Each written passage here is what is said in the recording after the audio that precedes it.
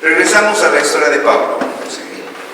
Él iba predicando, abriendo camino, y atrás de Pablo, predicando en las ciudades, diferentes lugares donde predicaba el evangelio, iba un grupo que le llamaba él los judaizantes.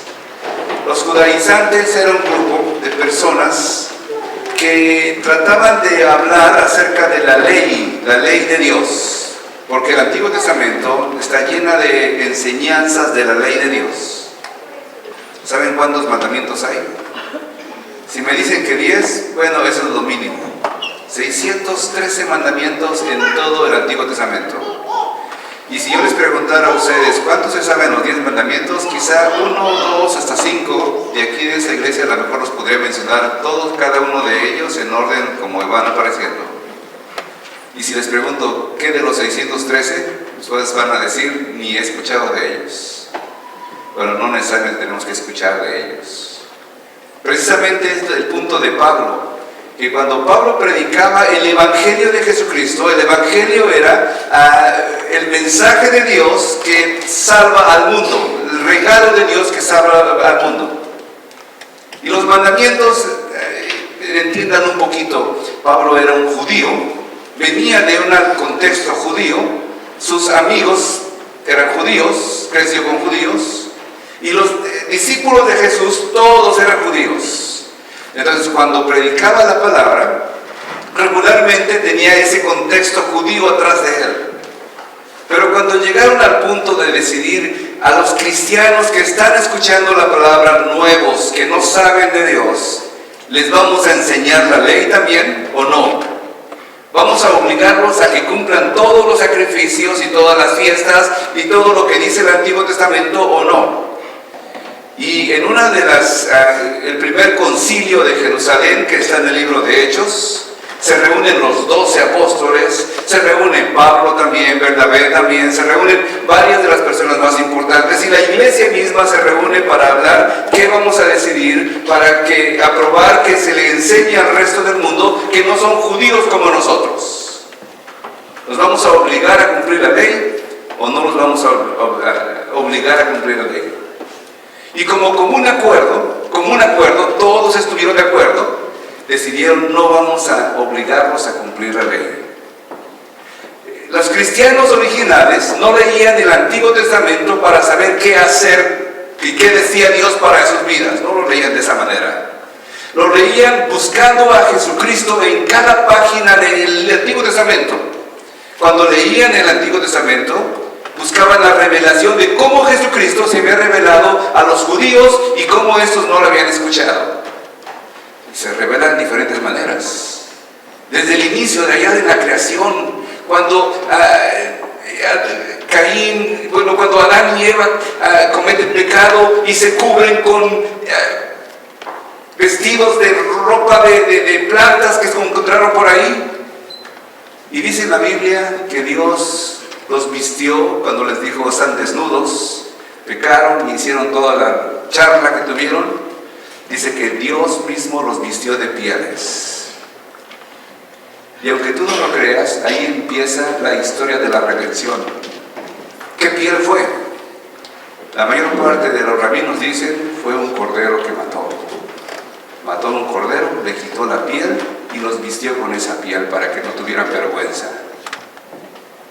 Y luego encontramos a Caín y a Abel también. Y luego la mujer, cuando Dios le da un mensaje a ella, le dice tú vas a tener, bueno, al hombre le dice primero, pues con el sudor de tu frente vas a comer, tú vas a trabajar duro y en lugar de frutos abundantes vas a cosechar espinas, pero aún así tu vida vas a trabajar toda tu vida.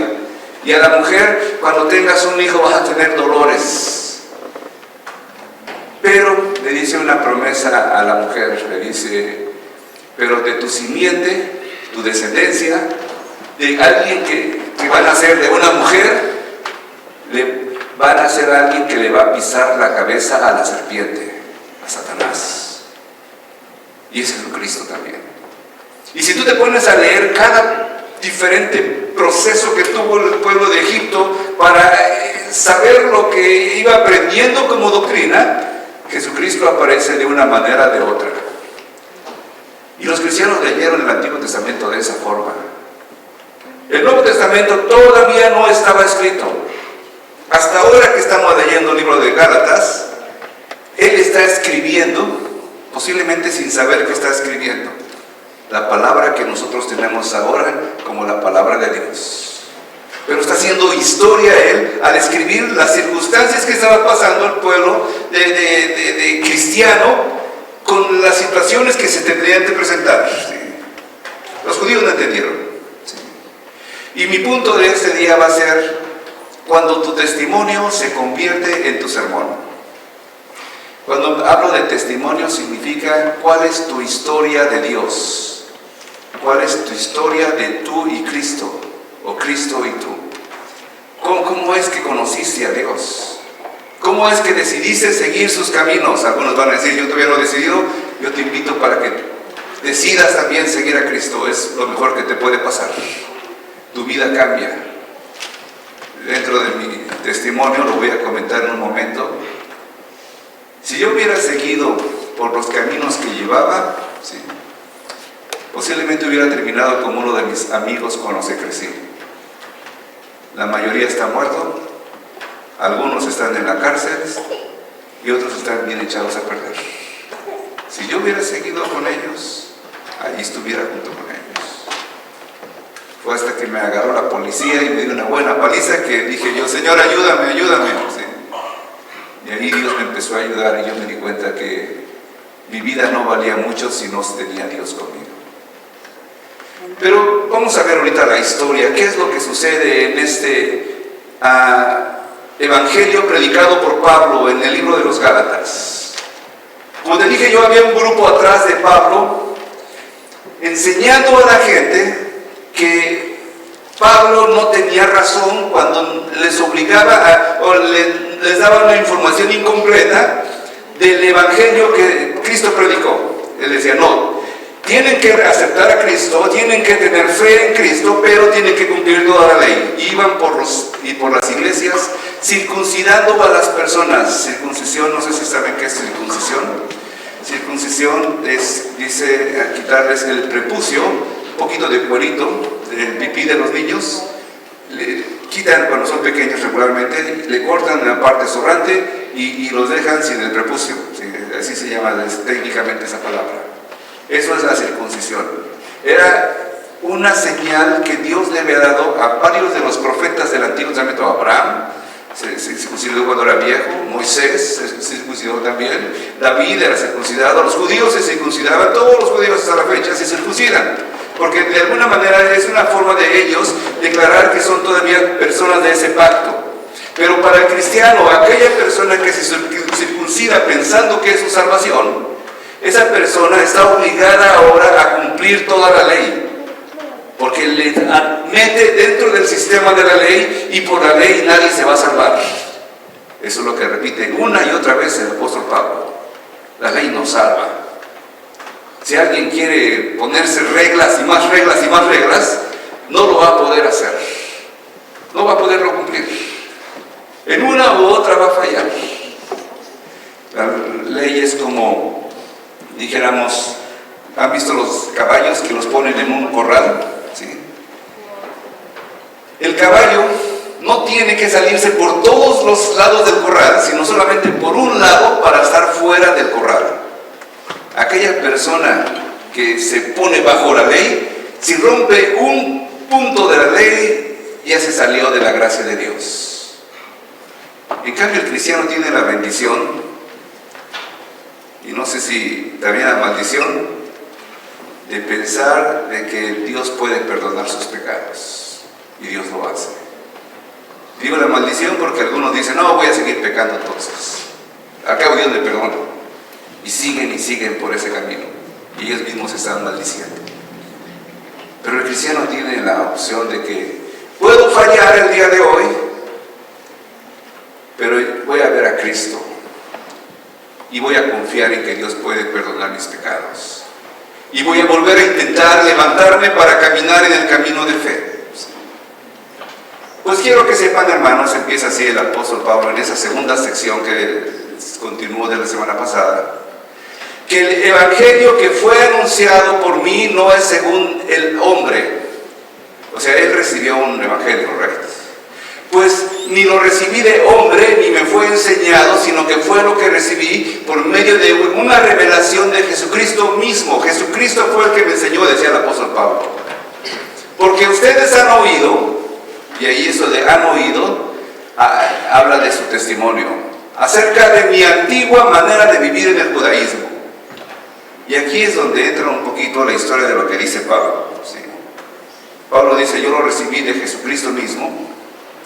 Porque algunos de esos judíos llegaban diciendo, mira, Pedro, Juan, Santiago y todos los apóstoles piensan diferente que Pablo. No escuches a Pablo, Pablo no es importante, Pablo ni es discípulo de Cristo, a él fue después y él no tiene parte en la cercanía de Jesucristo, no lo conoció personalmente. Era la acusación que tenían contra Pablo. Pablo no es importante, decían ellos. Escúchenos nosotros que venimos de Jerusalén misma. Estaban en una provincia romana, Galacia. Nosotros venimos de Jerusalén, nosotros hemos sido enviados por los discípulos, por los apóstoles, y diciendo muchas mentiras.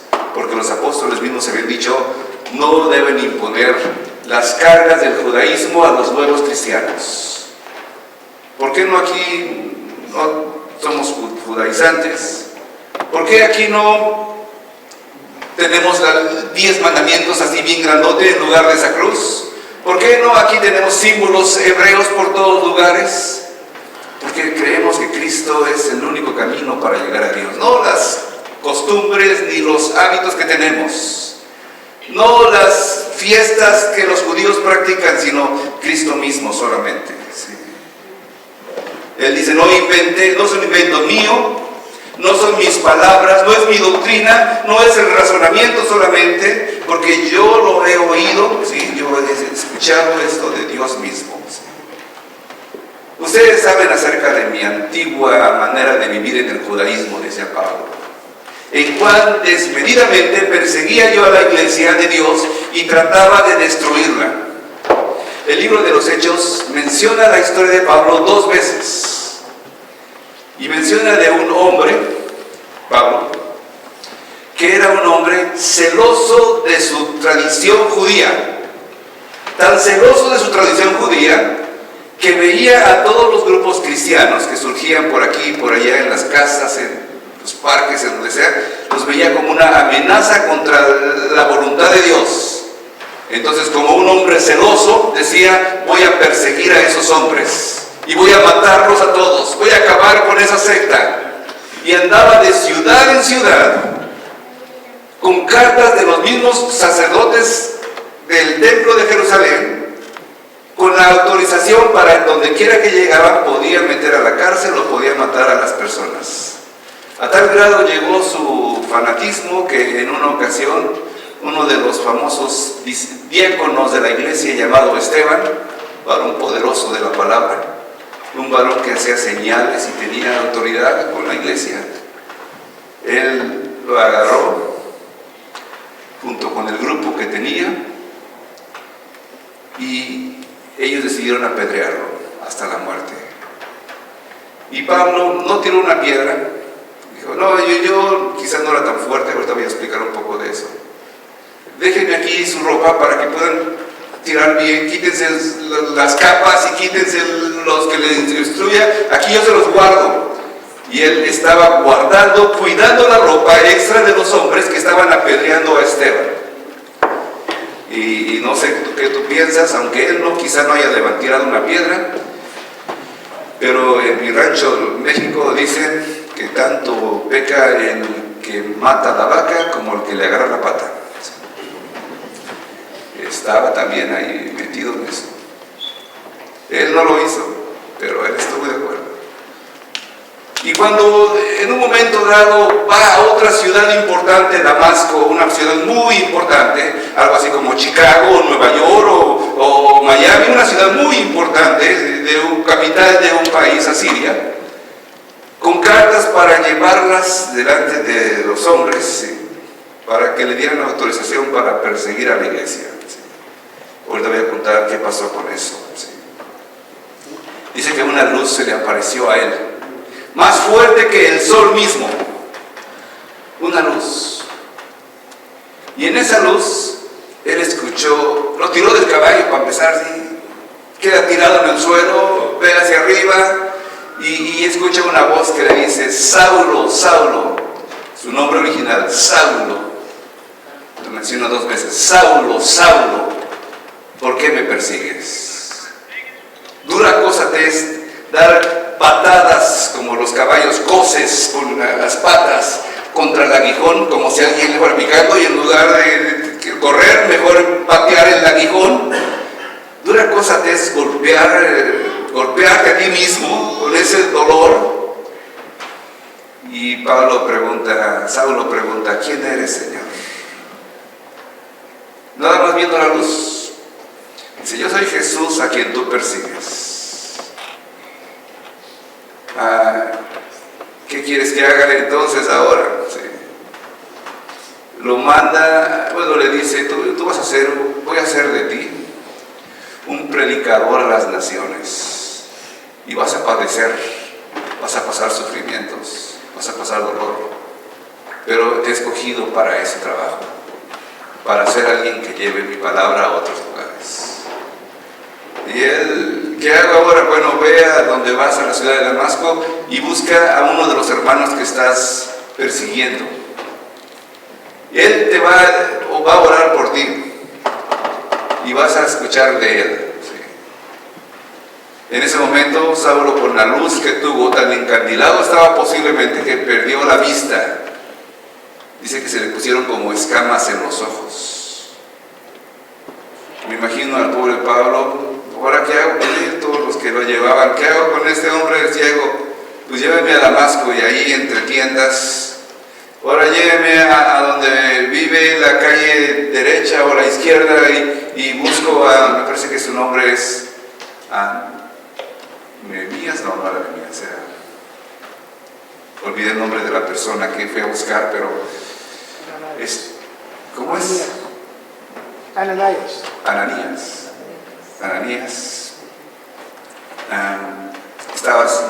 Recibe un mensaje también Ananías, y le dice el Señor: va a venir un hombre llamado Saulo, y vas a orar por él.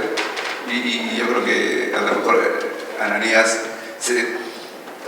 no, eso no puedo escuchar, porque yo conozco la historia de Saulo. Él persigue a la iglesia, él mata a los cristianos, él los mete en las cárceles, él los apedrea. Estoy escuchando bien, sí, va a venir Saulo a tu casa. Y llega Saulo a su casa, y Ananías dice: yo no sé cómo fue, pero Dios me dijo que orara por ti. Ora por él, y sus ojos son abiertos, las escamas caen de sus ojos, y empieza a ver. Ananías le enseña un poco. Ahorita voy a hablar un poquito de su historia, de este pasaje, ¿sí? Pero dice Pablo: y en el judaísmo aventajaba a muchos de mis contemporáneos de mi nación, siendo más celoso por las tradiciones de mis padres. Pero cuando agradó a Dios, que me apartó desde el vientre de mi madre, es más, la palabra Saulo significa llamado o apartado. Entonces Dios me llamó desde que antes de que naciera. Dios tenía un plan para mí, Dios me escogió. Dice: y me llamó desde el vientre de mi madre, y me llamó por su gracia para revelar a su Hijo en mí, para que yo le predicase entre los gentiles.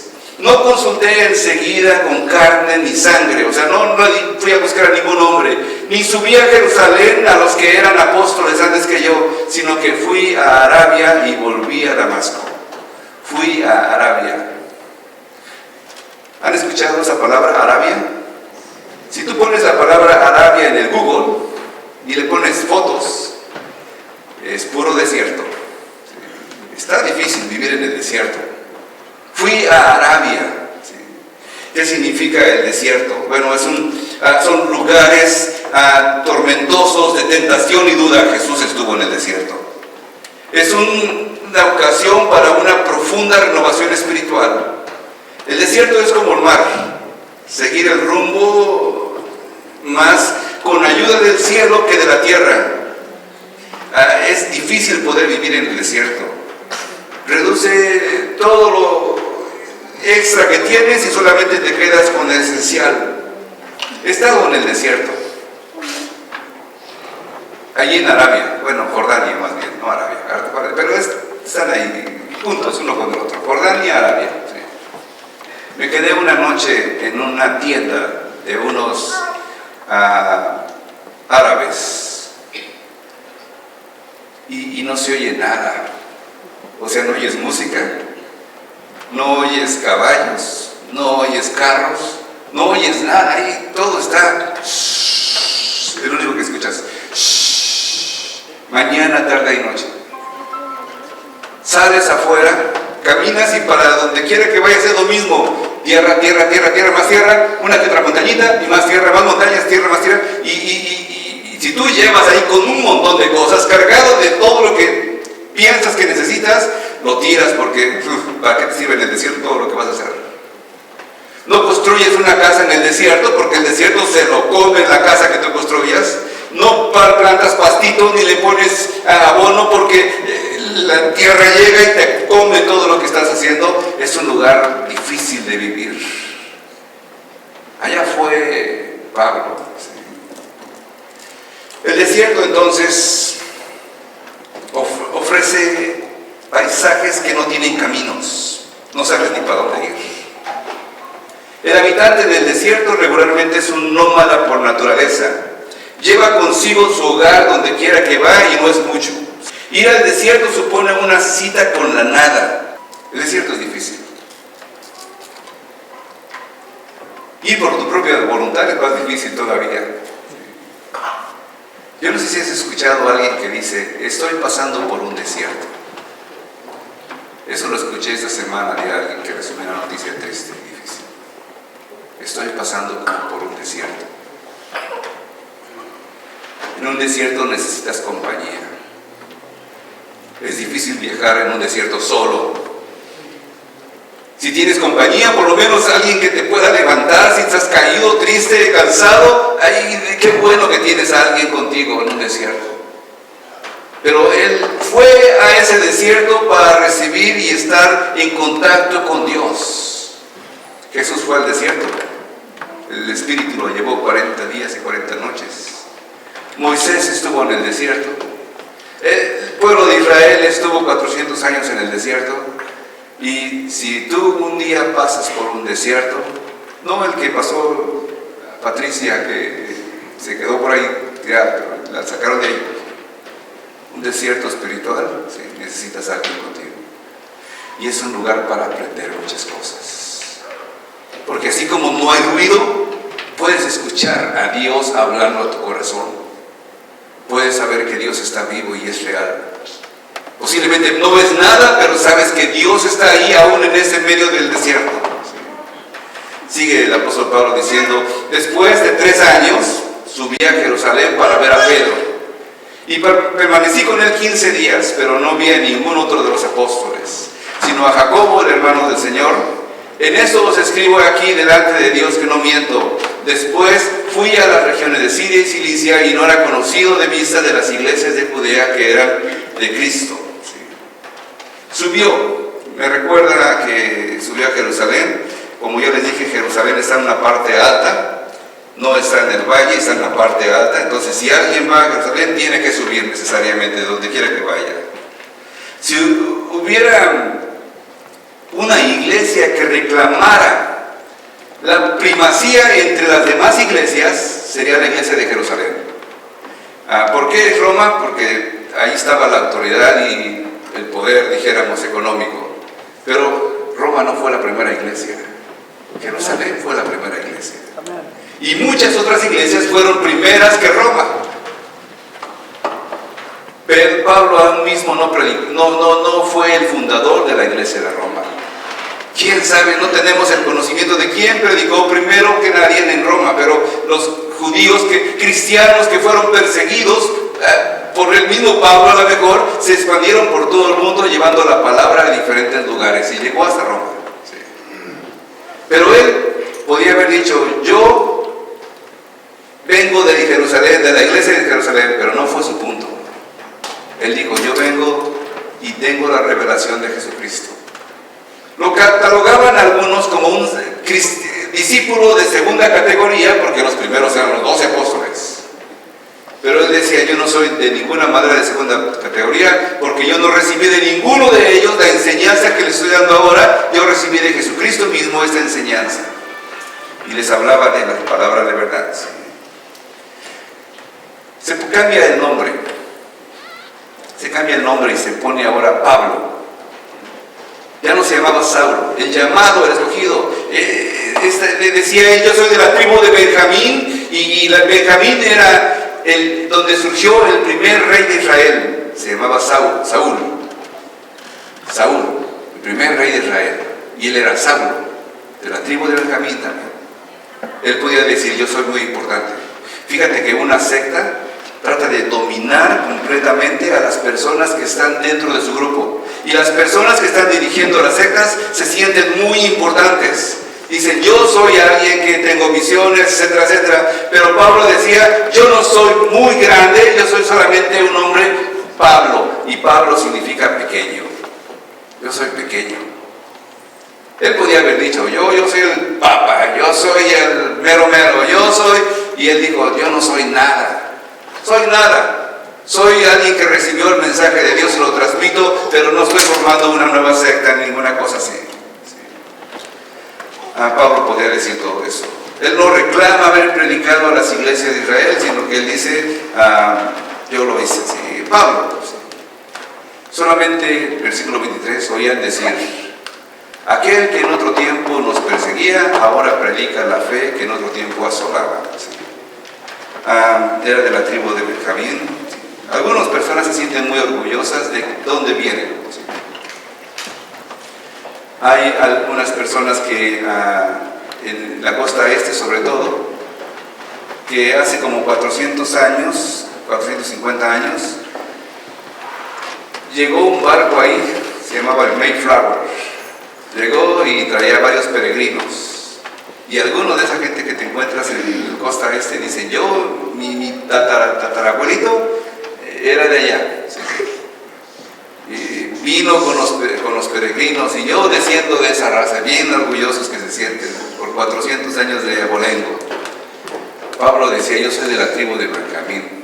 Y la tribu de Benjamín tenía 1500 años mínimo de existencia. ¿Sí? Era para orgullecerse y para reclamar. ¿Sí? Regresó a su testimonio.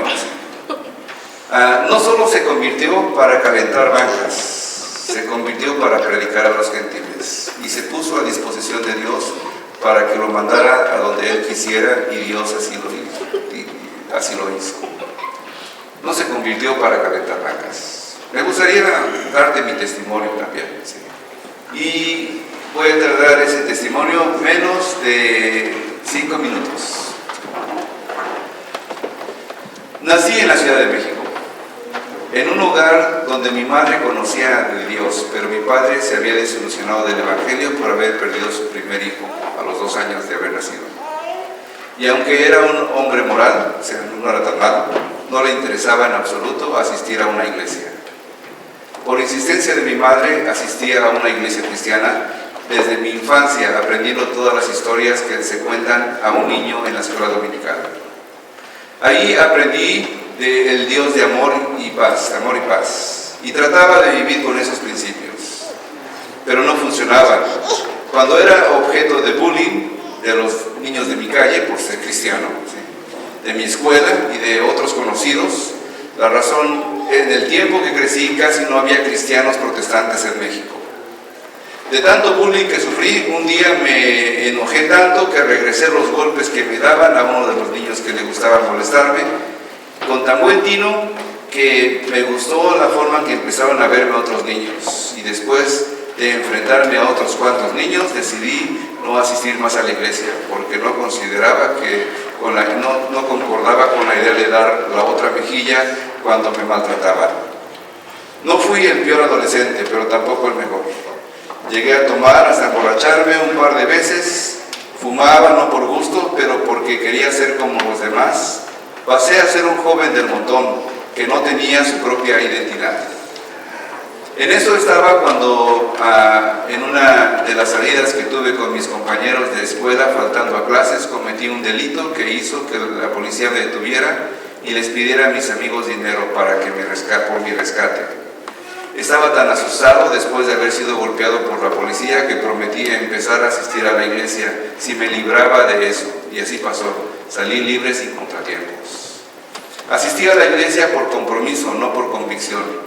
Pero en una de esas reuniones, Dios se movió en una forma tan increíble que varios de los que estábamos ahí caímos de rodillas pidiendo perdón a Dios y pidiéndonos perdón unos a otros. Ese fue el día de mi cambio. Fue mi encuentro personal con Dios vivo y no solo conocimiento o emoción. Mi vida cambió. Me junté con jóvenes que les gustaba predicar en los parques, en las calles y plazas. Al año me bauticé, al siguiente año, mientras intenté ir a predicar sin ninguna preparación, solo un amigo y yo, cada uno con guitarra, fuimos a otro estado por 3 semanas a levantar iglesias, según. Ahí me di cuenta que no estaba preparado para ello y regresé para buscar una escuela misionera. Terminé la escuela y después de ahí Dios me ha permitido levantar en 3 diferentes iglesias, en 3 diferentes países. No me considero perfecto, he cometido varios errores, pero siempre he tenido amor y respeto por el ministerio que represento, el Evangelio de Paz. Esa es mi historia.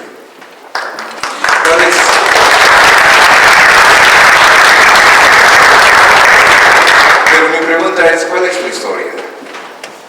Pablo tenía una historia. Y glorificaban a Dios del pueblo por causa de Pablo. Caramba, era perseguidor y ahora predica la palabra. ¿Cómo fue que cambió? Yo no sé, no mencioné aquí, pero hubo una chica que me predicó a mí, más joven que yo. Se llamaba Sandra, esa muchacha. Todavía recuerdo su nombre, hace mucho tiempo.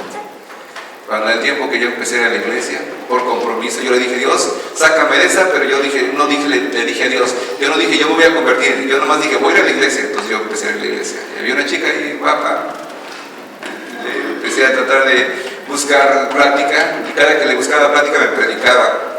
Y yo, caramba, ¿por qué me predica? ¿Por qué no habla de cosas románticas? Esa chica, de alguna manera, afectó mi vida, porque me hablaba del evangelio de perdón, de sanidad, y su testimonio me hizo seguir en ese lugar. Y tu testimonio puede hacer que otras personas regresen a Dios. ¿Cuál es tu testimonio? ¿Cómo conociste a Dios? ¿Lo podrías escribir en una hojita y en menos de 500 palabras, decir cómo fuiste antes, cómo cambiaste y cómo eres ahora?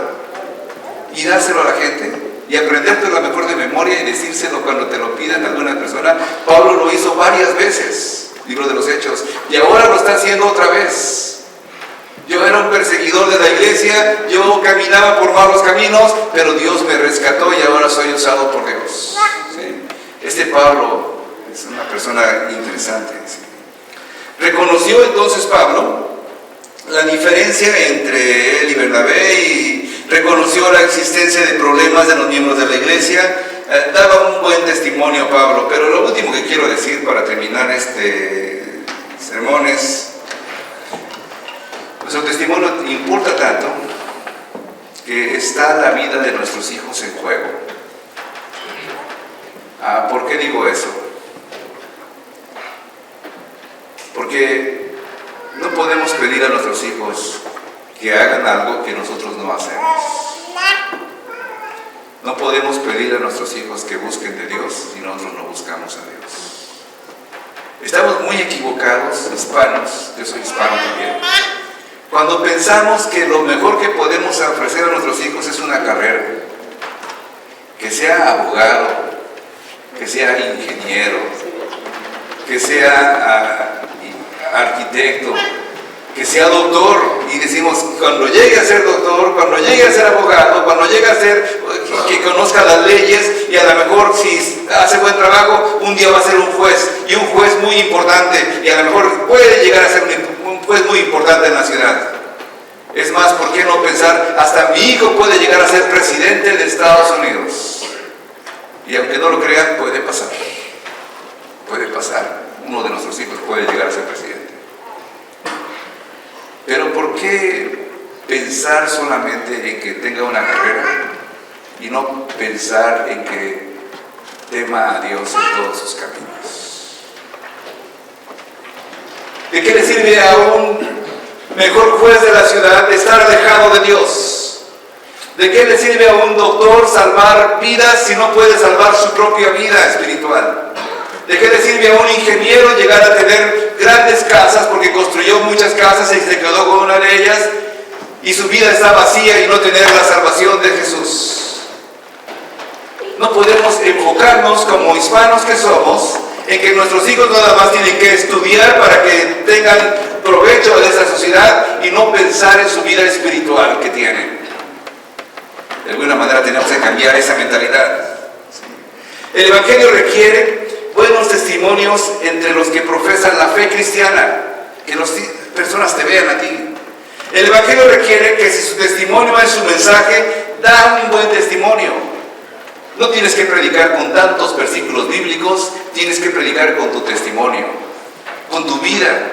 Que si te ven orando tus hijos, van a decir, yo voy a orar también. Que si te ven leyendo la palabra de Dios, tus hijos van a decir, yo voy a leer la palabra de Dios también.